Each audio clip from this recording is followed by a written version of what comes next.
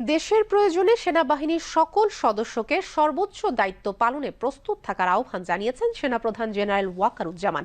সকালে রাজশাহী সেনানিবাসের শহীদ colonel Anis parade গ্রাউন্ডে Bangladesh infantry regimental সেন্টারে সপ্তম কর্নেল অব দি রেজিমেন্ট অভিষেক অনুষ্ঠানে তিনি কথা বলেন। সেনা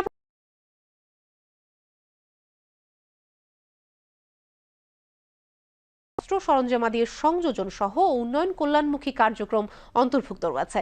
এতে সেনাবাহিনীর সক্ষমতা বৃদ্ধি পেয়েছে। রেজিমেন্টের প্রত্যেক সদস্যকে পেশাদার ও প্রশিক্ষিত হিসেবে গড়ে তুলতে সর্বদা বদ্ধপরিকর।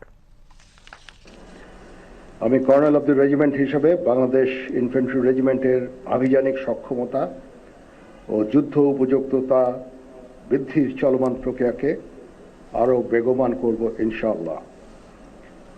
যুব উপযোগী ও আধুনিক প্রযুক্তির যে কোনো প্রয়োজনীয় যুদ্ধাস্ত্র এবং সরঞ্জাম যোগান দেওয়ার ব্যাপারে আমি সর্বদা সচেষ্ট থাকব।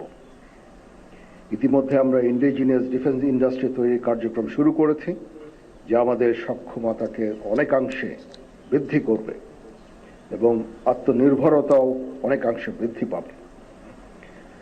কর্নেল অব দি রেজিমেন্ট হিসাবে আমি বাংলাদেশ ইনফ্যান্ট্রি রেজিমেন্টের প্রত্যেকটি সদস্যকে পেশাদার ও সুপ্রশিক্ষিত হিসাবে গড়ে তুলতে সর্বদা বদ্ধপরিকর। আমি আশা করব বাংলাদেশ ইনফ্যান্ট্রি রেজিমেন্টের প্রতিটি সদস্য তাদের উপর অর্পিত দায়িত্ব সর্বোচ্চ শৃঙ্খলা এবং পেশাদারিত্বের সাথে পালন করবে।